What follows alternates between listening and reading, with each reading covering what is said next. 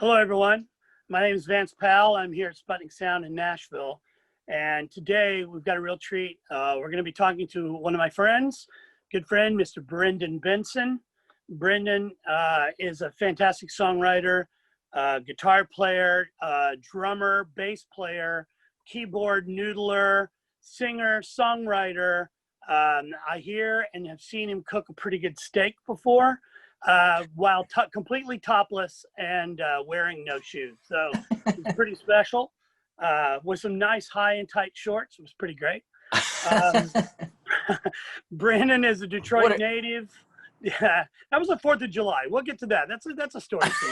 So, Brendan's a Detroit native, and he put out in '96 one of my favorite records ever, One Mississippi. And I want to talk to him a little bit today. We're going to have some road stories, but maybe they're not all going to be road stories. Brendan is also a member of this little band called the Raconteurs with some other folks you may have heard of, like Jack Lawrence and Patrick Keeler and a guy named Jack White, but some other dude. And so Brendan, welcome to this. Thank you, Vance. We're here for Naris. Grammy org, and yes. Man, it's good to have you, man. It's good to see you. It's been a bit since we've seen each other. It has. It's been a bit since anyone's seen each other, hasn't it? Yeah, it's the important. I've driven by your studio though. I've given you a mental, shout out as we went by while zooming past. Now we're actually zooming in a different way. Exactly. In this way, yeah. Well, cool, man. Good to be here. Yeah, it's great, man. Great to have you. I want to ask a few questions. I saw the other day on your Facebook post that you and Dean Fertitta, obviously member of the Dead Weather and also a member of the Raconteurs touring band, you guys went to high school together. That's kind of crazy. I didn't know that in Detroit. We did. And, it occurred to me only, I don't know, in the past, this year really, that I've known this person for over 30 years since high school, and I don't know anybody else that can say that, any other friends that could say that. So it's pretty remarkable. I'm proud of that. He and I have been together for a long time. And you guys are still friends, and that's, and we've remained friends. Time apart is the key. Right. Time apart. Time apart. Yeah. Well, now you live in the same town, so there's opportunities. And still never see each other. I think I see him less now that we live in the same town, it seems like. Yeah, well, kids and family and life and recordings and touring and bands and all that get in the way. So, but when I do see him, I see him in highly concentrated doses for long periods of time. Yeah, exactly. So it works out. Obviously, the last Raconteurs record and the last tour was probably pretty concentrated there. Yes, it was, and cool. It was a whirlwind. It seemed to happen so quickly. I was honored to be able to mix the shows at the Ryman for Nugs, and man, and killed it. Well, you guys killed it, man. It was you killed it. Really great. Well, thank you, man. I appreciate it. Nothing like mixing a record more or less for the entire world in a room with a video guy yelling out all the camera thing right behind me in the dressing room of the Ryman. So, that's a whole nother story though. Probably. Yeah. I didn't envy your job that night. Yeah. Right off stage. So, it was fun. Yeah. What are you going to do? Right? So let me talk about, I really got to know your music a little bit after kind of like hearing about it later. Like how did One Mississippi, how did those first couple records, how did that all come together for you there in Detroit? Because you're living in Detroit at this point, obviously. I was not actually. I had moved out west. I was living in California, kind of bopping around between Los Angeles and I did not know that. San Francisco. Yeah. And I was kind of going between my girlfriend at the time, Emma J, who was featured on the record. She lived in the Bay Area, and so I'd live with her mostly, and then I'd drive down to Los Angeles and stay with Jason Faulkner, and we'd record songs. We just kind of spend a weekend, and he was kind of he had this command over this 4-track, this Tascam cassette 4-track. I mean, just he made that thing sing, Yeah. So I was really impressed and really stoked. And of course, he's no slouch on, you know, No. One of the most songwriting and talented, playing. amazing Yeah. songwriters ever. I mean, Yeah, he's gross. He's disgusting. He's one of those guys, you know, pisses you off. Sure. So, and I kind of, like, it sounds almost like a lie, but I just gave my cassette tape out to some friends in Los Angeles, and it wound up in the hands of a A&R guy at Virgin, and Andy Factor, and he called me up, and then it wound up in the hands of another guy at Columbia and another guy at Atlantic, and there was a little bit of a fuss, and I was like, kerfuffle. Yeah, kerfuffle. I was like, a right kerfuffle. I was terrified. It kind of, you know, in retrospect, I think it really kind of did a number on my head, and in not such a great way either. And I thought, you know, at the time, of course, I thought that was, well, how old were you? Coolest. I was, this was probably 92 or something like that. So I was 18, right? 22. Yeah. Oh, I was going to say 18. 22. Yeah. 22, No, I wish. Same difference. God. Yeah. But still young and dumb, man, you know, like, so it was all it happened very fast, and and it happened very intensely. And at in the mid 90s, you know, money was no object. So, I mean, the amount of money that I made that year was like pretty insane. And, yeah, you know, how much of that do you have now? $0 of that. But, and I say the amount of money was insane. I should qualify that with, for me at the time, for a 22-year-old dude who came from bussing tables, you know. So I was on cloud nine. But yeah. So Jason and I went and actually made that record, One Mississippi. We first went to New Orleans and made it there, and we got to work at Kingsway Studio. It was great. Yeah. Mm-hmm. Met Daniel Lenoir. It was amazing. It was a great time, but unfortunately the record kind of, I think, didn't sound like me very much. So I wanted to remake it. So, you know, so I ended up doing it at Hyde Street Studios in San Francisco. Right. With a bunch of friends. I just called up some friends and called up Ethan Johns, as a matter of fact. And I think that was like the second record he'd ever done, engineered. So we had fun, and that's how that came about. So has the Jason Faulkner version ever leaked out? No, I'm trying to find it. It's in a vault somewhere, Virgin's vault. I gotta find out where that is, and I think I gotta like bust into it, because no, I don't know if anybody has laid claim to it. I mean, you know, it's lost in the in the shuffle. It was bought by, I think, it's just, we're trying to find it. I would love to put that out. If anybody out there works for Virgin Records or has any time seen Brendan's master tapes, call him up. Because also One Mississippi master tapes while you're at it. That would be really cool, yeah. So now I may jump ahead a little bit. I know at some point you make it back to Detroit. I did, yeah, I do. I shortly after supporting One Mississippi, I kind of fell into a depression. You know, it didn't pan out things didn't work out like I thought they were, and like everyone else seemed to think. And so I just I was disenchanted. I wanted to go home. And in fact, it was on a visit home that I saw the White Stripes play in a bar in Detroit at the Gold Dollar in Detroit. And I think it was their first show, I think. But that kind of sold me. I was like, okay, you know what? I'm done with this kind of music professionalism and all this kind of major label crap, you know, and I want to come home and I want to hang out with these people, man. They're like cool. They're like just doing garage rock and doing it from the heart. And there was no other reason. It was just all just because there was nothing else to do in Detroit. Right. You know? And I love that. So that's why. So I moved back and moved back. Now, had you known Jack before this in any way, shape, or form? No, not at all. No, and that was my first time seeing him it was at the White Stripe, this show. Right. And I remember talking to my friend Dave Buick. I'm like, do you know who's this guy, man? What is this band? And he said, oh yeah, it's this guy, Jack, man. I'm friends with him. And I was like, man, you got to introduce me. This is awesome. I'd love to play with this, hang out with this guy or whatever. He's doing, he's doing like,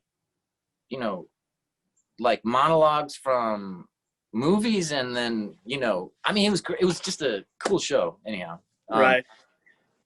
But and then and I just sort of made it a point to meet him, get to know him, and kind of and he was actually he was kind of impressed, I think, that I was on a major label, because I was still at the time, and he gave me a CD of his stuff to give to my A&R guy. Right. And I did. I gave it to Andy Factor. Sorry, Andy. And Andy passed on it. He's like, yeah, of course, yeah. I don't get it. Yeah. And then the rest is history. Yeah. Well, he might have been a little bit ahead of his time, but we'll come back around to this. Pronounce your second album for me. Is it Lapalco? Yeah, Lapalco. Lapalco. I've been saying it right. It's weird. Yeah, it's an acronym for Louisiana Power and Lighting Company. Yeah, not quite an acronym, but something. Yeah, exactly. So now, was your second record, was it a major label? I mean, was it still on Virgin, or had they kicked you to the curb at that point? They kind of eventually they kicked me to the curb, not without some a little poking and prodding and some punching. Yeah, some punching while I was down. They let me go, and which was great, because I think I found this new energy, this new kind of inspiration or motivation in this Detroit garage rock scene. And the freedom of doing whatever you wanted to do without some man over your shoulder. Exactly, and it was encouraged. In fact, it was encouraged to be weird, to be different, to be strange, or whatever. So it was like just what the doctor ordered, really. Just what I needed. Was this the beginning of your studio of sorts? Slowly? Yeah, I still had enough money left over to buy a house in Detroit, which was $50,000. Yeah, I was gonna say and it was a mansion. It was enormous, and so my studio was pretty badass. I had a 1-inch 8-track in there. Well, you still have it, right? You still have that, right? I don't have that. Oh, you did? You got rid of it? Okay. I sold that. Cool.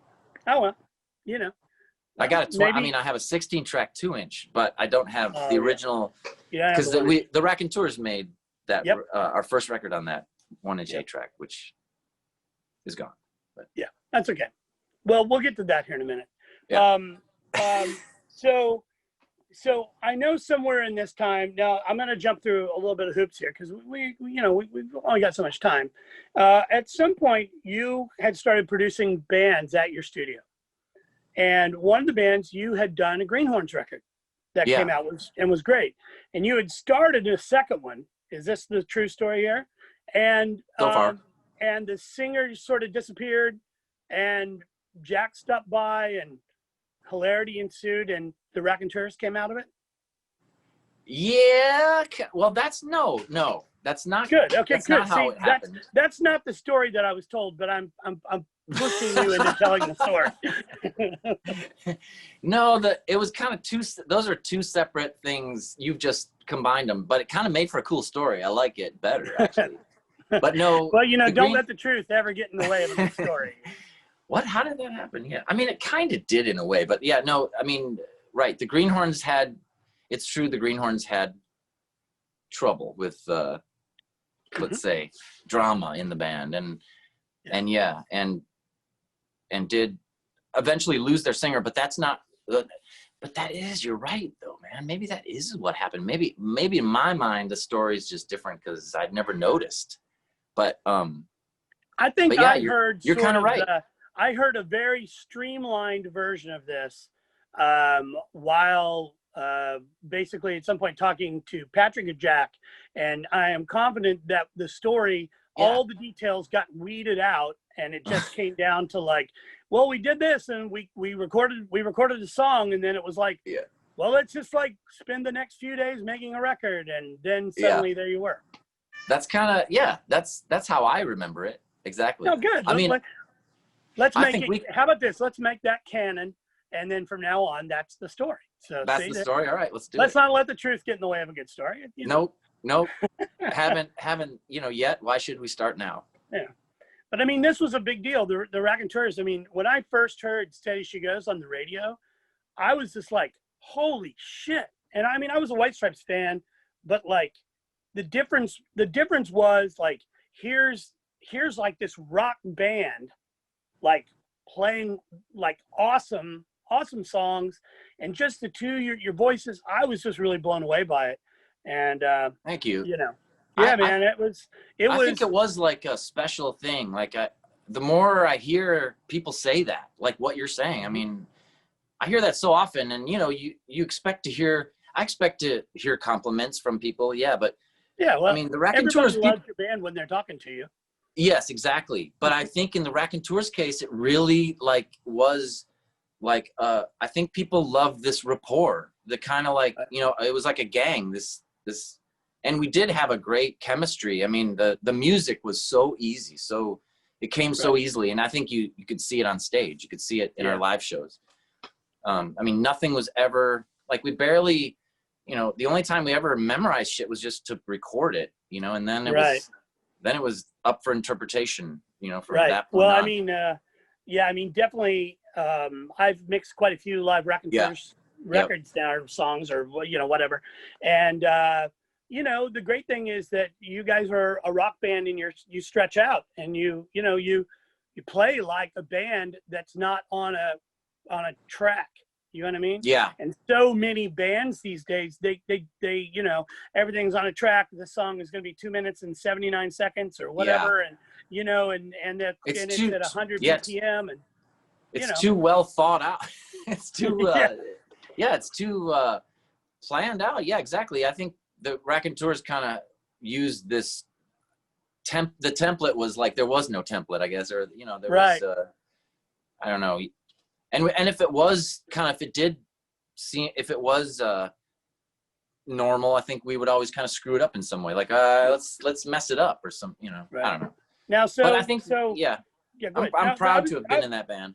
Right. I mean, yeah. And we'll get to the second one and the third one here in a minute. But now, after that Raconteurs record and the tour, the White Stripes went out and did the record, and they went out and did their thing. What were you producing bands in that area? Were you trying to work on songs? I actually put out an album after that, because I thought, that was my plan, in fact, was to as soon as we were kind of calling it quits with the Raconteurs, I thought, well, I'm gonna make an album and become an overnight sensation, become whatever. Like the Raconteurs, it was going to help my solo career, catapult me into success. And well, needless to say, it didn't happen. I made this record, and and it's called What Kind of World? What Kind of World? Yeah, What Kind of World? Exactly. Yeah. But yeah, it I don't know. It didn't happen for me. But well, I'm guessing that probably the idea with the Raconteurs was that this was a one-off. It happened. We had fun doing it. But Jackson, the White Stripes, I mean, the White Stripes at this point is literally like that's his band. That's right. His deal, Yeah. Well, obviously, Brendan, you and I, we met on the second record when you guys were doing the second record. And, I know that it was an interesting process. I kind of remember some of that. It was an interesting process. But could you tell me about it? Because I don't really remember. Well, I mean, I think I would love to hear your version of it, or anybody's version of it.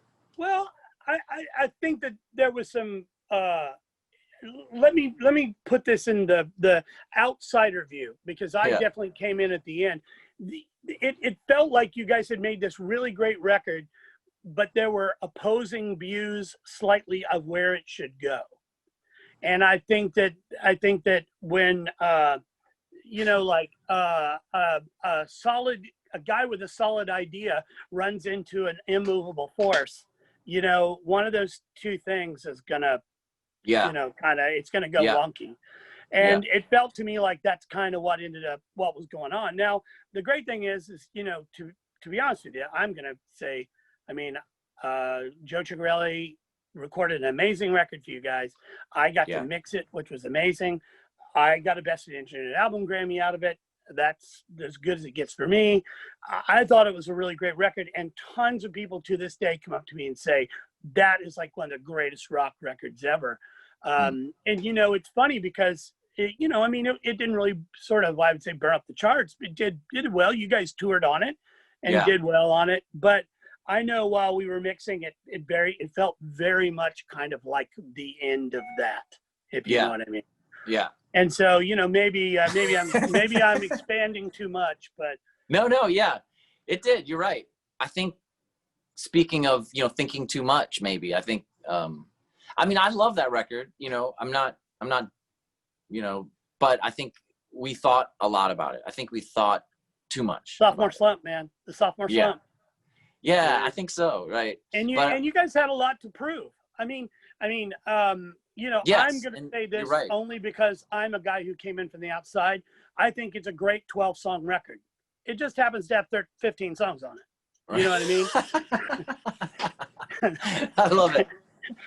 But that's I mean, great. I can't tell you the number of records that, I mean, even I produced. I did one a couple years back that has 15 songs on it. That's a great 12-song record. But, oh yeah. Well, you know, it's you know, wishful thinking, isn't it? It's like the worst wishful thinking. It's just, and because you know, whatever. It's hard to let go. But after that, I mean, I know you went on. You produced Robin Hitchcock, who I'm a huge fan of. Oh. And I mean, he lives here in town, or until recently, I heard. Maybe he was moving here. I think he might have moved. He's still here. I hope he's still here. I thought he was moving back to England. He's sending me. This is so awesome. He's sending me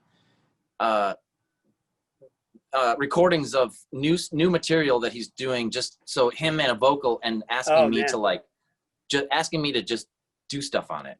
Oh man, how awesome is that? But yeah, like I am very jealous. I'm very jealous. It's like a dream come true. And then here it gets even better. So I send him back some bass and drums I did on a song, and he's like, "Oh my gosh, this is great. In fact, it sounds kind of like the Soft Boys. Let me ask Kimberly Rue if he might want to put a guitar on it." Oh man. So that's happening. That's super cool. So yeah, if you call that producing artists, I guess that's what I'm doing mostly. But I mean, you did do at least one or two Greenhorn. No, yeah, you're right. I did. I co-produced his last record, which is amazing record, I think, and of course, and I've worked with a lot of other, you know, bands, Lee Nash, and I love her. She's great. Yeah, she's awesome, and you know, Hey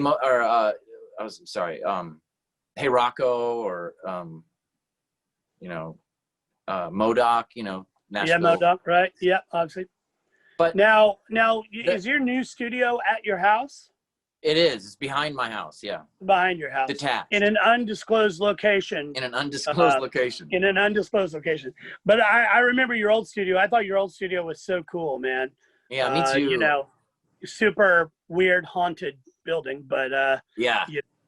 It had some like grime. That studio had some real I thought had some grit. I just thought it was so cool. Just the big windows, and you know, it was really cool. Now torn down, turned into a high rise. So, you know, good job, Nashville. Good job. You know, so Music City.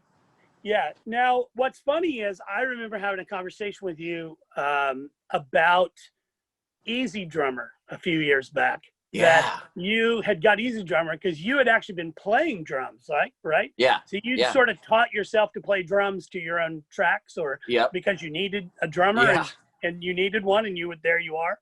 Yeah.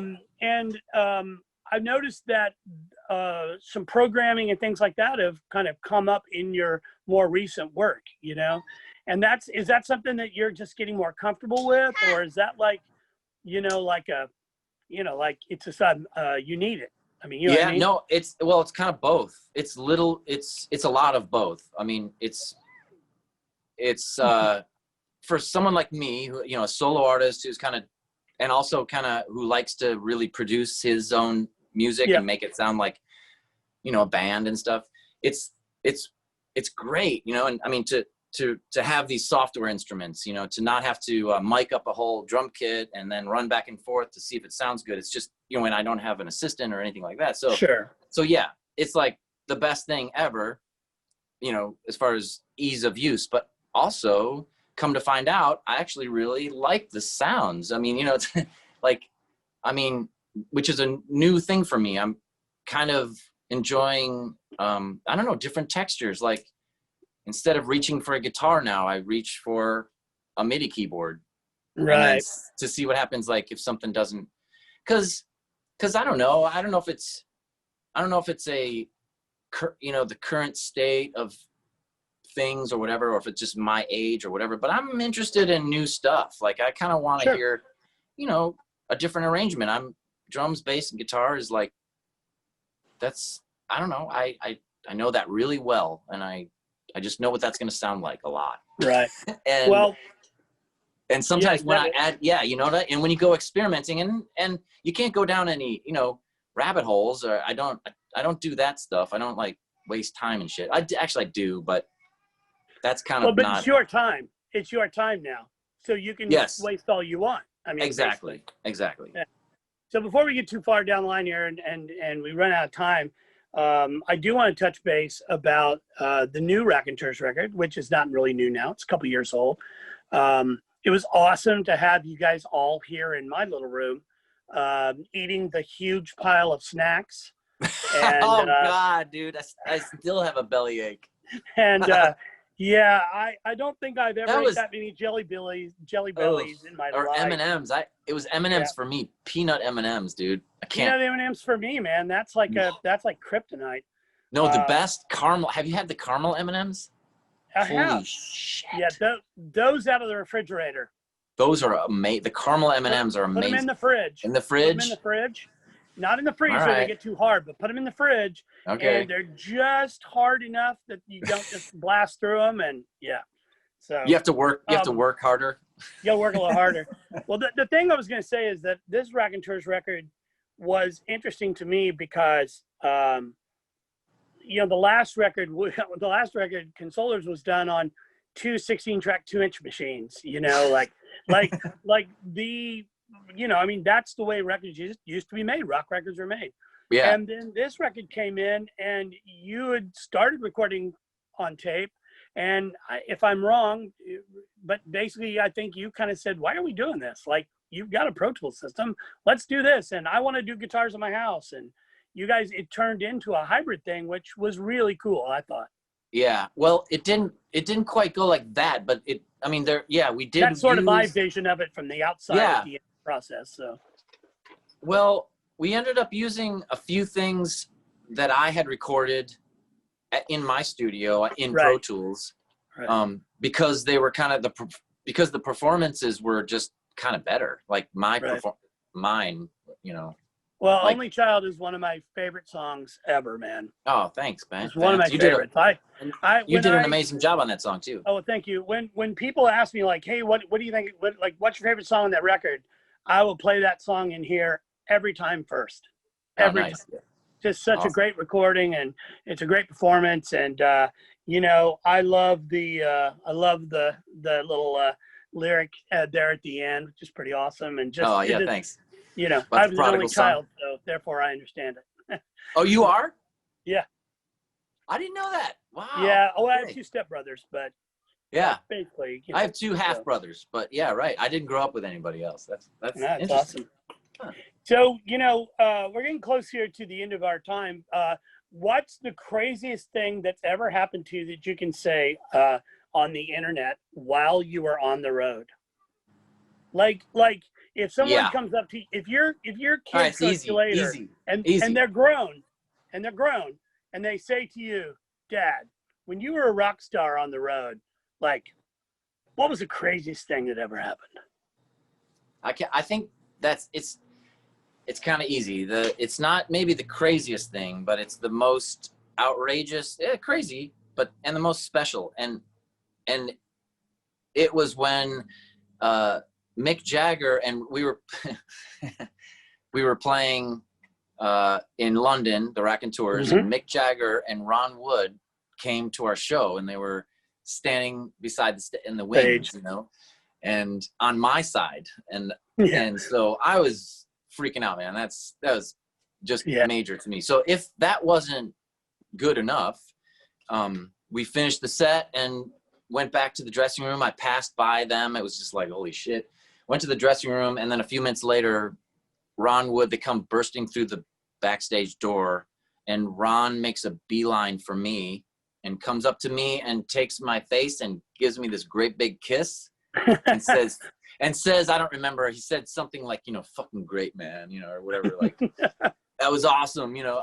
Oh my, I was just, and we actually hung out, like, you know, kind of late that night with those guys. It was unbelievable, unreal. Yeah, that's pretty cool. I got a kiss from Ron Wood. Yeah, Ron Wood, who wrote Ooh La La. Yeah. Ron Wood, who plays the, you know, the guitar, the best guitar, and I'm, you know, in Miss You by the Stones. I mean, dude, good Lord. Yeah, that's pretty crazy. Yeah. That's pretty crazy. Well, I have always sort of felt like that you guys, the Raconteurs, are sort of like this weird post-Stones Rolling Stones, you know, like even though the Stones are still the Stones, like, you know what I mean? Like, right, yeah. Like, you know what I'm saying, you know? Yeah, I do. I think because I think it's a band. We operate as a band, you know? Yeah. I mean, it's Jack White he may be a celebrity or a superstar or whatever, but that band operates very much as a rock and roll band. Yeah, like, I actually telepathically. I mean, it's nuts. I got to be real honest with you. You know, like I figured that it would be, when I sort of in Consolers sort of stepped in, I thought it would be this, like, you know, like the band would, Jack you know, White like and the Raconteurs, and he was, you know, I mean, you know, very much to me like, LJ, what do you think? Patrick, what do you think? What should we do here? What do you think? Like, you know, Brendan, what do we do? What do we do? I mean, it wasn't like, you know, it was like the ship was the four of you. And that's pretty, I mean, you know, that's pretty awesome in a lot of ways. It's cool of him too. It's, you know, I mean, I think like because he could, you know, he could probably exert himself or that part, you know, his celebrity, he could use his celebrity, but he never does in the music. He never does. Right. You know, and I think that's commendable, you know. But it was nice when you guys were all here mixing. I mean, it felt like a band in the room. You know, I would turn stuff. I go, what do you guys think? Like, you know, like it was like everybody was involved, and it wasn't just a single vision. And it was really nice, man. And and everyone's involved. Yeah, there's not like whether I'm involved or not. You know, I will say right now, I'd love to be. But if I am great. If not, I'm not. You guys have got to make more records, man. You've got to do it. Thanks, Vance. Yeah, I agree. I mean, you know, I'll just wait for the Raconteurs phone to ring. That special red phone. That special phone, that green phone. It's a green phone. Yeah, exactly. It's exactly. Time to go to work, gentlemen. Yeah. So I get those people who don't know. A lot of times, Jack likes to pick a color palette for things, and I think the Raconteurs this time around was green. So green. It was copper. Right. Consolers was copper, right? Consolers was copper. Well, kind of yeah, that's right. Sepia or something. Sepia. Like I mean, And his trip has always been copper. He's kind of way into copper. Like he's got all those copper guitars and stuff. Yeah. Now, see, I think one thing cool is you guys opened for Bob Dylan. Oh yeah, there's that too. I mean, and there's. Yeah, the time Bob Dylan pitched to us, we were playing catch outside the venue and pitching to each other. And Dylan came walking out of his bus into the venue, and I said, "Hey man, you want to throw one?" And he came over and grabbed and pitched to me. And I was catching at the time. Yeah. So that's pretty awesome too. Bob Dylan pitched to me. Yeah, I've you know, a little bit. I went out and spent a little bit of time on the road with the Dead Weather, and you know, it was pretty weird to like sort of come back up on stage and there's Jay-Z and Beyonce and like, you know what I mean? And like Kylie Minogue. Yes. And, you know, she's like tiny, right? Yeah. You know, she's a little bitty and like, you know, Danger Mouse, and you know, I Yeah, mean, which Danger all do that that. stuff all sort of makes sense, but then there's, you know, just it's just weird to see people hanging out the side stage watching a rock and roll band sometimes. It is, yeah. Yeah, it is weird. Well, man, I appreciate this, Brendan, and I hope that we can get together sometime and you know, Me do this too. again in real time. I mean, in real life, yes. stuff. That would be awesome. You know, this Zoom thing is cool, but you know. Yeah, whatever. And I want to see your place, man. I want to see your new place. Yeah, that would be awesome, man. You're welcome over anytime. Awesome. Awesome. All right. Thanks, Well, Vance. thanks you all. And, you know, see ya. Take it sleazy. Take it sleazy. Take it easy. Take it sleazy. Take it greasy. See ya.